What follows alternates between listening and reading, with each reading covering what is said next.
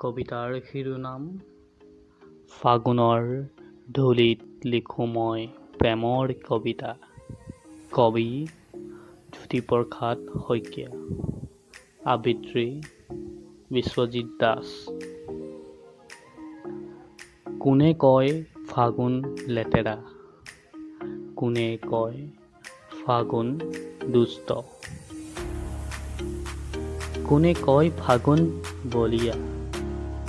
ফাগুনৰ ধূলিতে লিখোঁ মই প্ৰেমৰ কবিতা।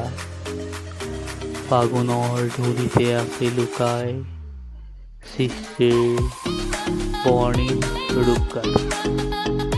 নাঙঠা প্ৰকৃতিৰ এয়াই যেন কোনো সুনিপুণ চিত্ৰকৰৰ নিপুণ নান্দনিক চিত্ৰ ভাস্কৰ্য।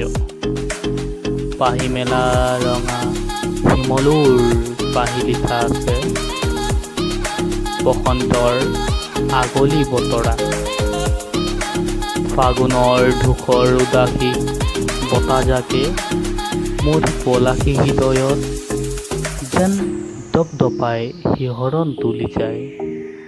প্ৰেমৰ এহেজাৰ এটা ৰণুৱা ঘূৰাই ফাগুন অহাৰ বাটেৰে তাই আহে।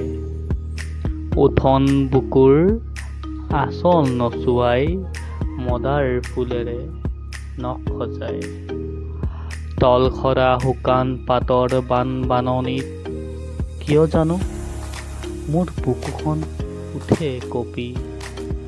নহয় নহয় এয়া প্ৰিয়াৰ ৰুণজুণনি নহয়, এয়া হৈছে ফাগুনৰ পছুৱাই কঢ়িয়াই অনা মোৰ দেশৰ মিচিং ভাইসকলৰ আলি আই লৃগাঙৰ গুমৰাগৰ মুখৰিত ধাৰ্বনিত মাথোন।